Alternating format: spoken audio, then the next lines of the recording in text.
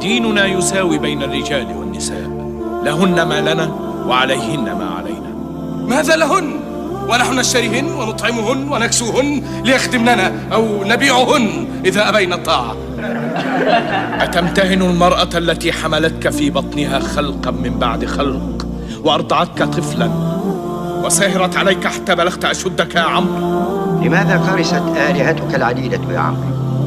هل أفحمها ربهم الواحد؟ ربنا رب الناس جميعا، رب إبراهيم وموسى وزكريا ويحيى والمسيح، أوحى إليهم من قبل كما أوحى إلى محمد، لا نفرق بين أحد من رسله. من علمكم كل هذه الأسماء؟ القرآن الذي نزل على محمد عرفناه يتيما يرعى الغنم، والمسيح كان نجارا في أرض الجليل. الحق الحق أقول لكم،